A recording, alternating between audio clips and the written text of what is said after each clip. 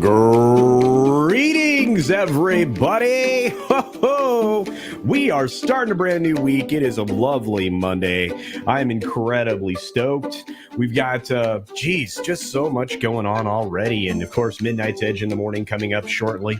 Got some celebrities in the chat. We've got Sci-Fi from ETV and so many other folks. Let's say hi to you. Let's say hi to everybody. How's it going out there, everyone? Thanks for being here. We've got Judicon. Greetings, my friend. Great to see you. You've got Olaf Thon S out there, a theme park casual who just put up their first video. Go check that out. It is very well done. I have to tell you, I was incredibly impressed. We've got Trav 101 here. We've got the great Eric K and our good friend Jordy Lyons promoting not just this show, but Midnight's Edge in the morning in just a few minutes. Looks like we've got a few other folks rolling through, like the lovely Sherry Katsith saying hello, and Dr. Dragon. Morgan King is with us as well. Looks like a few other folks are rolling in, including our favorite bear, Snortopoopus Q Burr. Got a few more folks popping into the chat. Dragon Master 360 is here. We've got Sci-Fi from ETV, as I said. Just pulled out a brisket. Woo! Sounds so good. Stay fortified indeed. Speaking of fortified, I'm not going to do it. Master of Sidearms, what's going on, my friend? Thanks for being here and showing up last night for the late night culture stream. It was a good time. Got D Bud Martin in the chat as well. Looks like the lovely Tina Beebe is here. Good to see you, Tina. And Grim. What's up, Grim? Good to see you, bud. We've got Aussie, ASMR multi-layer here, finally catching one of these live. Well, thank you for that. We've got Cosmic Squirrel checking in from the cosmos. And, of course, Mr. Shirt. Hail, just another red shirt. We've got Survivor Stratagem hanging out with us as well. Good to see you. And, of course, Rod Thunderheart is with us as well. So many other folks rolling in the door, including Darius Munchausen. We've got Joker Voice, The Time Prophet, Sander Hammerschlag, Willie Woodward, of course, my editor, and yours, Mr. Grant Gregory, and a bunch of other folks, including my editor sending me a super chat for $2. Thanks for that, but unnecessary, but I appreciate it. Let's see who else is rolling in right before we kick it off. Let's see. Scrolling. Keep that chatter scrolling. I know there's other people out there. Probably Keck44. I just can't see them. Probably a few other folks, including our good friend Steven, also known as Deleted Scenes, the Culture Boss. Greetings. And with that, here we go.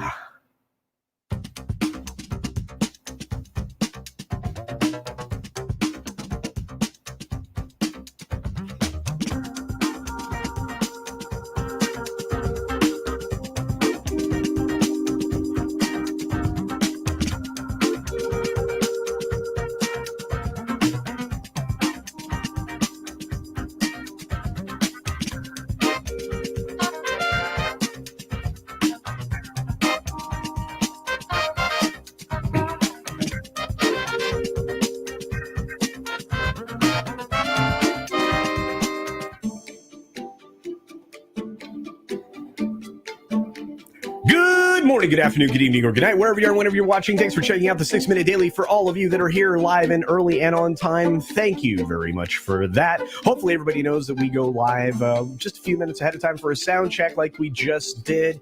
And yes, the Culture Boss is here, making me absolutely crazy. But enough of that. We've got to get started on some stories, and here we go. We've got Johnny Depp to be called as a witness for Amber Heard's defense in this $50 million trial. We covered a little bit of this last night, but this is bonkers. This is actually the wrong way to go about this, and I have a feeling this is going to backfire, including the expert that already got caught up in some lies this morning about the severed finger itself and his supposed testimony, which contradicted itself twice within the span of, a half an hour? Holy cow.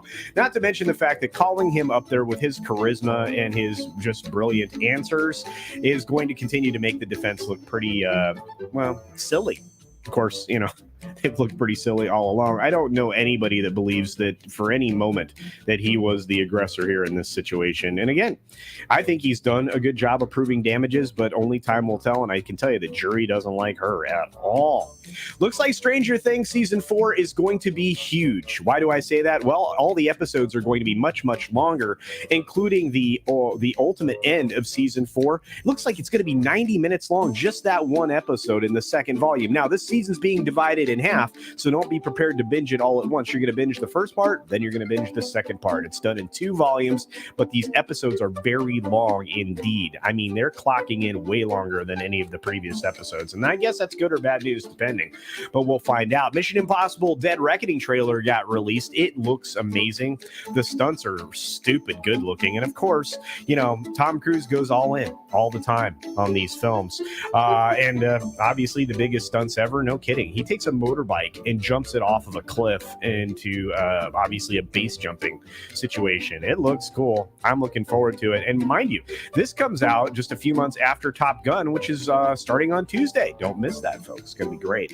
I guess this guy is having some difficulty now in France. We ran him out of the United States after his illegal acts. And, of course, I guess he ran away and hid. But he hid in France, and they used to like him, and now they're not liking him so much as some feminist groups are going after this dude. They're having a hard time getting financing for any of his films. They only recently, it was 2018 when they took away his Academy membership. So what does that say about the industry overall? We already talked about that first thing on the Culture late night stream last night, the thing that I thought about Hollywood. But hey, just an opinion. North America is set to beat China in the global box office this year. We're going to become the biggest market again, finally. A lot of that has to do with the fact that none of the films in the U.S. that made any significant portion of money really did make their appearance over in China. A lot of it had to do with the lockdowns that they were pursuing, and a lot of it had to do with the fact that they were promoting their own cultural films on their 100-year celebration of being communists. We've got Halsey claiming that the record label won't let her, or Halsey, I'm just going to say it that way, release a new song unless they can fake a viral moment on TikTok. This says a lot about a music industry that really finds new and different ways to collapse in upon itself. I don't know that I would ever sign with a label. Do it the way McDonald is doing it. That dude is killing it. We've got SiriusXM buying Team Coco for $150 million, and they've got a multi-year comedy channel deal with the man himself. So we will have to see how this goes down, but $150 million, he sold out just like Howard Stern. Can't say I'm surprised, though. It's a lot of money. Take-Two has completed the $12.7 billion acquisition of Zynga, which means that they can start collecting all that beautiful, beautiful mobile gaming money. Not to mention the fact that their next quarterly should look interesting. We'll have to see how this plays out at the end of the day. But a lot of CEOs are getting a little concerned because inflationary pressures are really putting the damper on some television vehicles and other types of entertainment. So we'll have to see where this falls. At least that's what John Stankey is warning about in a recent missive. You have CNN digital editor-in-chief Meredith Artley leaving. She's out of there. A lot of reason behind this is because this is the person responsible for the editorial nature of CNN. And if they go towards hard news, they become, well, what's that word? Disposable. And apparently the AP is in the habit of removing stories, especially when it comes to this book deal with Mr. Westhoff over there at the the Jets. You can read about this if you want to, about them removing the story, but to me, this is not anything surprising. Lots of stealth edits and removals of things that have already been published have been going on for a long time with all of these quote-unquote credible and authoritative sources.